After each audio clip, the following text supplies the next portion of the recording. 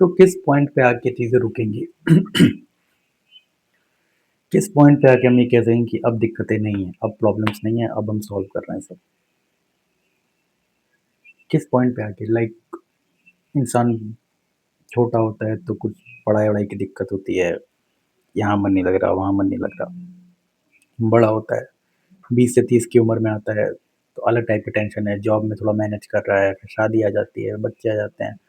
उसके बाद एक बार आपकी शादी और बच्चे होते हैं, दुनिया आपको रिकॉग्नाइज़ करना ही बंद कर देती है, कि आप एग्ज़िस्ट भी करते हो कि नहीं, ये मैटर ही नहीं करता। अरे भाई ये चीज़ मैटर नहीं करती है, फिर उसके सब खत्म, खेला खत्म पूरा। एक बार आपका एग्ज़िस्टेंस ही मैटर नहीं कर रहा, एक टाइम के बाद, तो पॉइंट वही हो जाता है कि भाई कब तक चलेगा? क्योंकि अगर आपको एग्ज़िस्टेंस सामने वाले का मैटर नहीं करना ना, अगर सामने वाले की अहमियत उतनी नहीं है, तो शुरुआत से ऐसे रखो ना। जब वो छोटा है तभी से उसकी अहमियत बंद कर दो। उसको एटलीस्ट ढलने तो दो उस दुनिया में जिस दुनिया में तुम भेज रहे हो। तुम लिटरली 30-35 की उम्र के बाद या 35 की उम्र 40 की उम्र के बाद लड़कों को एकदम उनकी हालत पे छोड़ देते हो कि यार जो हो रहा है होने दो। We don't care. किसी ने कोई इंडिपेंडेंट डिसीजन ले लिया अपनी लाइफ में, यू जस्ट डोंट केयर। तुम्हें परवाह नहीं, क्योंकि तुम्हारे ईगो से बाहर का डिसीजन है तो तुम्हें परवाह नहीं।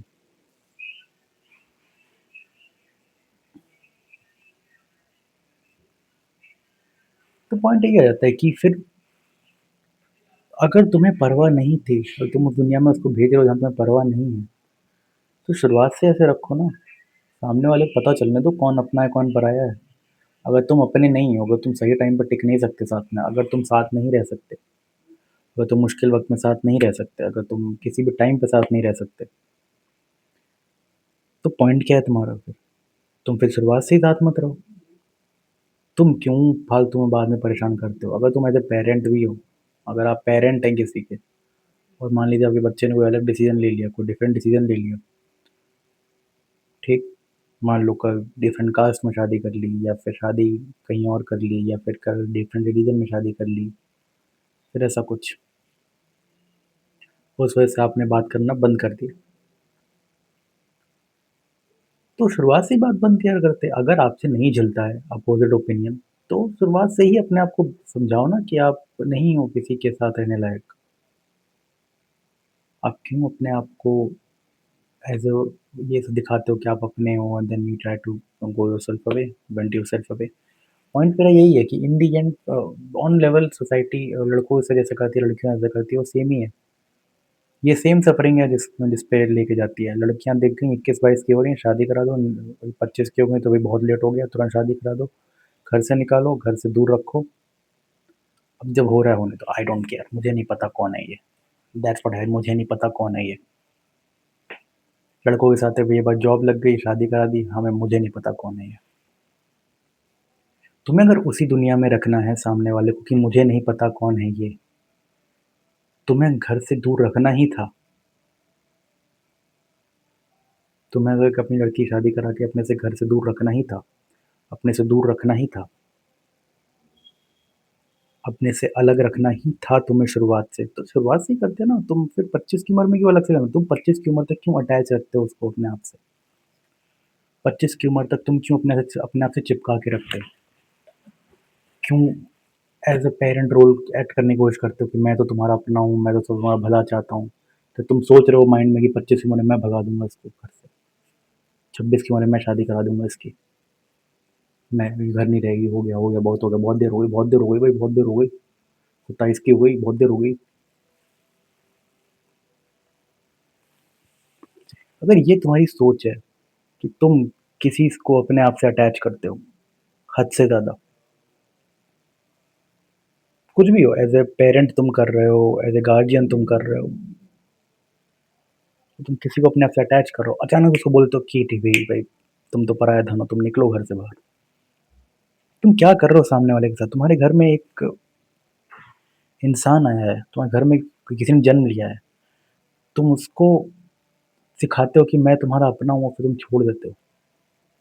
25 मुझे ये लॉजिक कभी समझ में नहीं आया कि लोग क्यों मास लेवल पे माने फिर रहे हैं, क्यों उनकी बुद्धि खुद कभी काम नहीं करती। I don't get it. I will never get it. Why they do it? Why they act the way they do? ये सोच आती कहाँ से है कि मैं तुमसे प्यार करता हूँ तो इसलिए तुम मेरे घर से जाओ। आई अंडरस्टैंड कि भाई मैक्सिमम लड़कियों के पास ऑप्शन दिए नहीं जाते। हर तरफ लड़ाई ही रखी जाती है। अगर आप शादी कर ले रहे हो, बात मान ले रहे हो, तो वो चीज़ आपकी इंटरनल वॉर बन जाती है। आपको पसंद नहीं है, आपका डिसीज़न आपसे आपके अगेंस्ट लेके दिया गया। एक तरफ है कि आप शादी नहीं करते हो, आप मना करते हो, अब फैमिली में लड़ाई कर लेते हो, फैमिली वाले बात करना बंद कर देते हैं। दोनों सिचुएशन में आपके लिए बुरा ही है और कोई और ऑप्शन देते भी नहीं है ये लोग। इन लोग को पता ही नहीं है, इनको कोई और ऑप्शन नहीं मिला। लाइफ में इनको भी कोई और ऑप्शन नहीं मिला। इन इनको भी कोई और थिंकिंग नहीं मिली, कोई थिंकिंग प्रोसेस समझा ही नहीं इन्होंने कोई और। इनको नहीं बताया गया साइकोलॉजिकली कैसे सोचना है, इनको नहीं समझाया और उन्हें सोचना ज़रूरी भी नहीं समझा और उन्होंने बच्चे भी कर लिए। यही आता है कि जब घमंड इतना ज़्यादा हो जाए इंसान के अंदर कि वो बच्चे भी करे जा रहा है झूठ के आधार पे बस।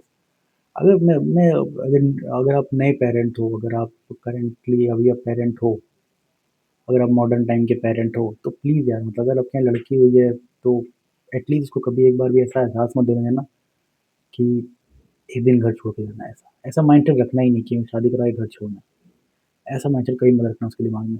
सोसाइटी को डालने दो, सोसाइटी की लात मार दो। सोसाइटी में कोई बोले कि भई एक टाइम तो घर छोड़ के जाना ही है, यार शांत रहो यार, तो सिखाया ना करो। थोड़ा लड़ो, थोड़ा स्टैंड लो। तुम्हें एक मौका मिला है, बार-बार स्टैंड लेने का मौका मिलेगा नहीं।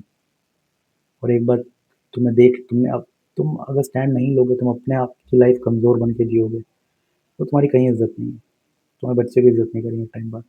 तुम स्टैंड लोगे, तुम्हारी इज़्ज़त करेंगे बच्चे बड़े होके कि हाँ, मेरे फादर ने, मेरी मदर ने जब मैं छोटी थी, छोटी थी तो ये चीज़ बोली थी। कोई रिलेटिव आ जाता बोलता है शादी हो जाती है 21-22 में, तो उनको मुँह बंद कराया था उनका। मुझे कोई बुरी आदत डलने भी नहीं दी और सामने वाले का मुँह बंद भी करा दिया। ऐसा नहीं कि मुझे बिगड़ने दिया। लोगों को समझना बहुत ज़रूरी है यार कि झूठ बहुत ज़्यादा इतना हद तक फैल चुका है कि झूठ हमारे इमोशंस का एक ऐसा हिस्सा बन चुका है कि जनरेशंस उसमें जीती आ रही हैं। ऐसा नहीं है कि एक कोई फँसा हुआ है, 2 कोई फँसे हुए हैं, जनरेशन से लोग फँसे हुए हैं। जनरेशन से। हमारा अपने ही लोगों से चिपके रहना मेंटली ही हमें बाँध के रखे हुए है और कुछ नहीं।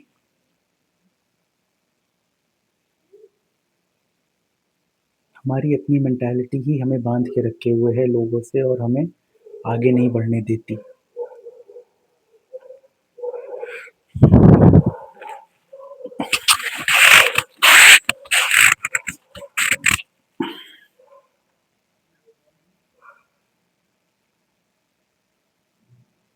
तो किस तरह से तुम आगे बढ़ोगे, किस तरह से तुम आगे सोचोगे, किस तरह से तुम अपनी मेंटालिटी ग्रो करोगे, ये बहुत मैटर कर जाता है।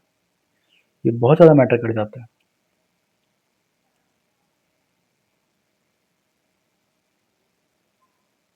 तुम्हारे घर में लड़का आता है, तुम सोचते हो कि बस बड़ा हो जाए, जॉब कर ले, पैसे कमा ले, शादी कर ले, बच्चे कर ले। तुम्हारी अगर ये फ्यूचर थिंकिंग है उसको लेके तुम बहुत छोटा सोचते हो। तुमने रियलिटी को देखा ही नहीं है अभी, रियलिटी को समझा ही नहीं है। तुम्हारे प्लान्स की धज्जियाँ उड़ सकती हैं।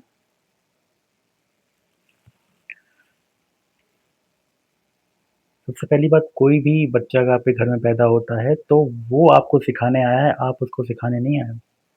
वो है फ्री माइंड से पैदा हुआ, वो है उसके अंदर है फ्री माइंड, उसके अंदर क्यूरियोसिटी ज़िंदा है, उसके अंदर सोच ज़िंदा है, वो सपने देखेगा बड़े-बड़े।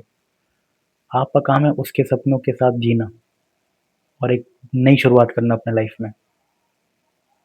आप कोई बच्चा आपके घर में पैदा होता है, इसका मतलब है आप दोबारा पैदा हो गए हो।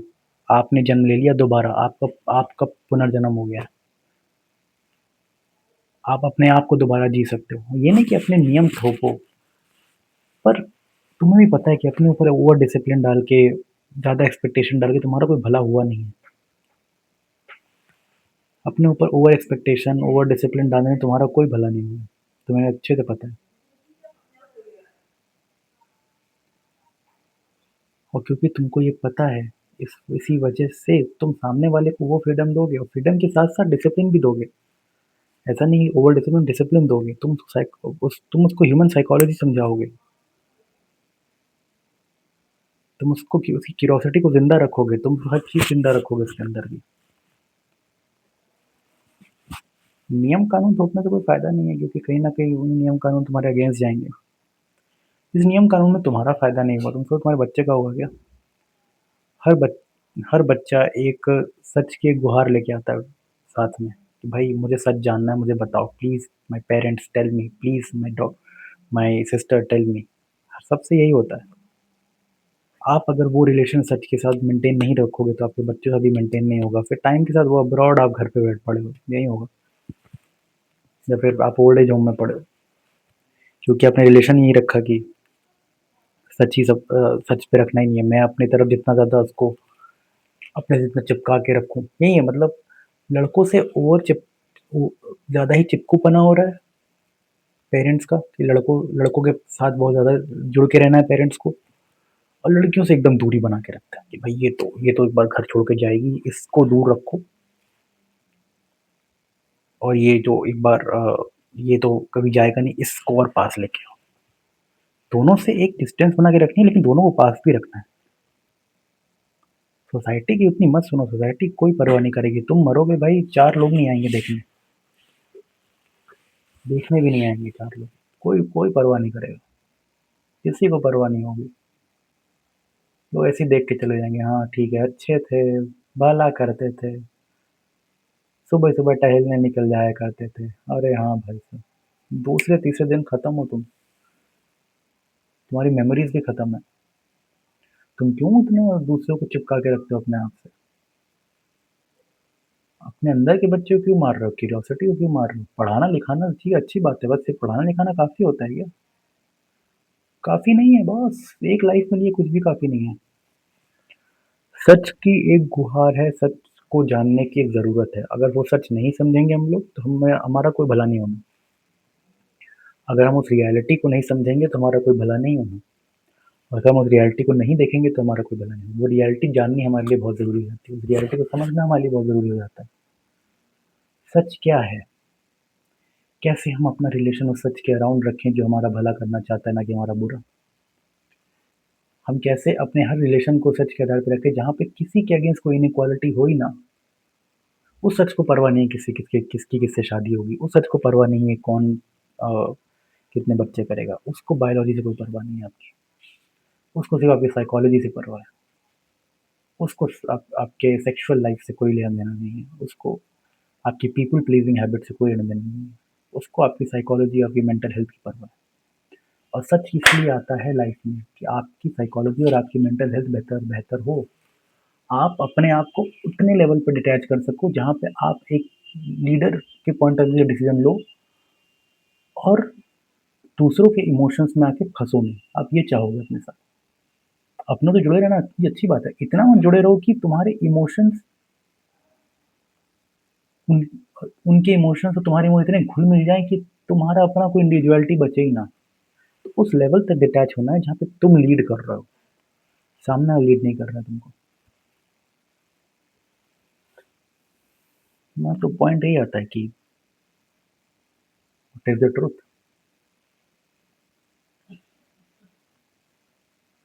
तो पहली बात मैंने यही बोली कि साइकोलॉजी परवाह करनी है, बायोलॉजी की नहीं देखनी है। तुम्हें क्यों परवाह है इस बात की, 25 की हो गई लड़की से शादी करा देता हूँ, तुम्हें क्यों परवाह है कि घर से भगा देता हूँ? तुम क्यों पुराने नियमों के साथ चल रहे हो भाई? तुम्हारे अंदर थोड़ा भी रिबेलियन नहीं है, थोड़ा भी तुम्हारे अंदर विद्रोह करने की भावना नहीं है, मतलब थोड़ा भी तुम्हारे अंदर गुस्सा नहीं है चीज़ों को लेके? किस हद तक मार दिया गया है तुम्हें? किस हद तक तुम्हें मार दिया गया है कि तुम उठ ही नहीं पा रहे हो, सोच ही नहीं पा रहे हो, चल ही नहीं पा रहे हो?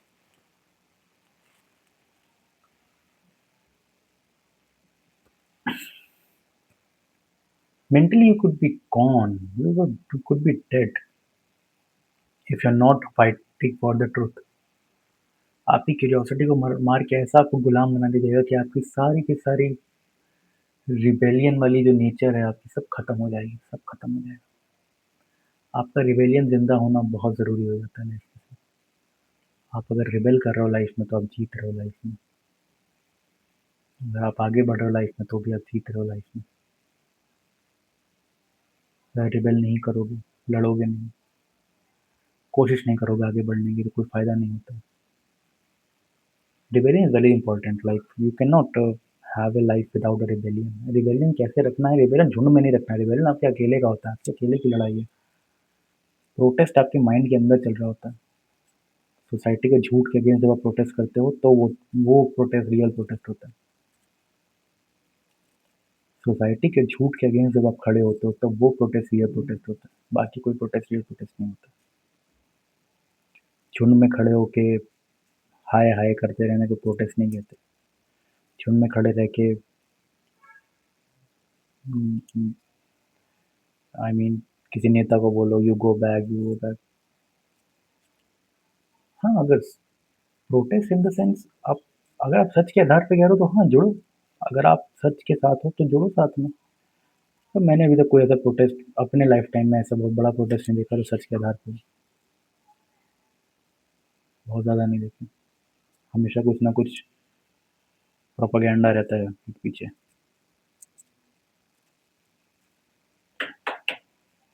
हाँ, ऑब्वियसली वो अफगानिस्तान में जो औरतें कर रही हैं प्रोटेस्ट वो जेन्युइन है। ईरान में जो औरतें प्रोटेस्ट कर रही हैं वो जेन्युइन है। औरतें ज़्यादा जब प्रोटेस्ट कर रही होती हैं बहुत जेन्युइन हो जाता है, क्योंकि हम सबसे पहले किसी को अगर अफेक्ट कर रहे होते हैं अपनी पर्सनल लाइफ में, हमारे अगर रूल्स एंड रेगुलेशन, लड़कों जो रूल बनाते हैं, जो रिलीजन जो डेफिनेशन बनाते हैं, लड़के सबसे पहले जो भी डेफिनेशन बनाते हैं चीज़ों की, उसका इफेक्ट सबसे पहले औरतों को ही होता है। और सबसे ज़्यादा बंधा वही है, बंधा वही रहता है। सबसे ज़्यादा बंधी भी औरतें ही रहती हैं चीज़ों से। मैं विक्टिम नहीं बोल रहा हूँ औरतों को, अभी विक्टिम वाली मेंटालिटी में रहनी चाहिए। औरतों की भी गलती रहती है कि वो रिबेल नहीं करती। वो हाँ में हाँ मिलाने में इतने ज़्यादा बिजी हो जाते हैं कि भूल जाते हैं कि उनका अपना एक कैरेक्टरिस्टिक है जो कि उनकी बायोलॉजी की परवाह नहीं करता। उनके अंदर जो रिबेलियस नेचर है वो उनकी बायोलॉजी की परवाह नहीं करता। सोसाइटी भले ही सिर्फ उनकी बायोलॉजी की परवाह करती रहे, पर उनका काम नहीं है। उनका काम नहीं है पीपल प्लीजिंग। पीपल प्लीजिंग ऐसी चीज़ है जो हमने औरतों से चिपका दी है कि भाई औरतें तो करें पीपल प्लीज यार, भाई please please make us happy, please मेरा घर थोड़ा जो अशांत घर है उसको शांत कर दो। कैसे शांत कर दो? तुम नहीं शांत कर पाए, तुम्हारे बस का नहीं हुआ। तुम्हारे बस का नहीं है, तुम अपना घर शांत रख लो। तुम्हारे बस का नहीं है, तुम अपने घर को थोड़ा शांत स्वभाव की तरफ ले चलो। तुम्हारे बस का नहीं है, तुम अपने घर को थोड़ा बेहतर बना सको। कोई तुम्हारे लाइफ में आया तो तुम्हारी लाइफ खुद से बेहतर होनी चाहिए पहले से। तुम कहाँ से अपनी लाइफ को दूसरों से बेहतर करवाओगे? यही दिक्कत है, तुम सोल्यूशन बाहर ढूंढते हो हमेशा। हमेशा बाहर ढूंढते हो solution। और मिलता भी नहीं, क्यों? मिलता भी नहीं, कभी मिलेगा भी नहीं, कोई है ही नहीं बाहर। इतनी हाँ में हाँ मिला के नहीं जीनी चाहिए भाई कि तुम अपने साथ कई सारे लोगों की ज़िंदगियाँ बर्बाद कर दो। एक डिस्टेंस अपने बच्चों से ही बना के रखो ताकि उन्हें पता चले कि एक लाइन क्रॉस नहीं करनी है। अगर वो लाइन क्रॉस कर दी, then you will face what you are supposed to face. बेटों से उतना ज़्यादा चिपको नहीं जितना की ज़रूरत नहीं है। लड़कियों से उतना उतना दूरी ना बना के लोग रख लो। अपने बच्चों से अपनी दूरी, बेटियों से अपनी उतनी ज़्यादा दूरियाँ ना बनाओ कि उनको ऐसा लगे कि उनका घर ही नहीं है। I haven't I I, I was not trusted by someone to be share their personal feelings to, but I get something. I seen things enough कि मुझे कोई प्रॉब्लम समझ में आती है क्यों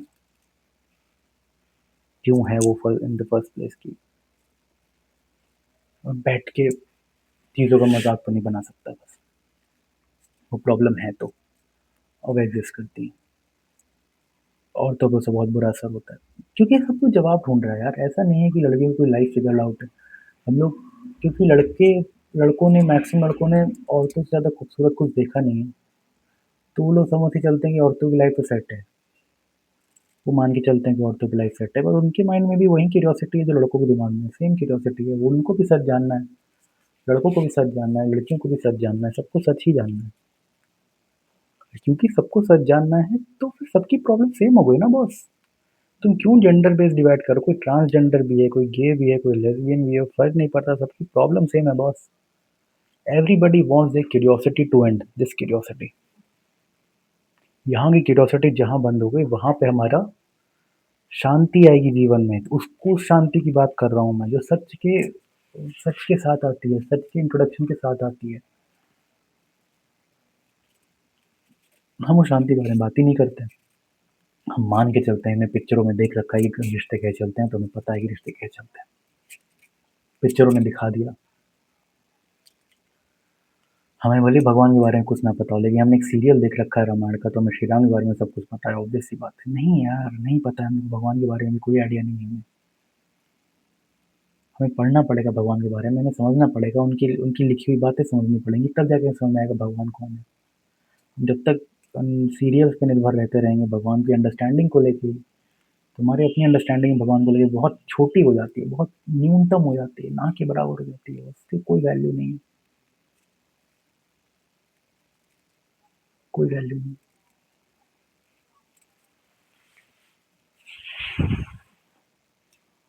In what world you are living in right now? What do you see when you see? What do you look when you look? What is the ultimate reality you are living in, my friend? If the ultimate reality keeps on changing, what's left for you?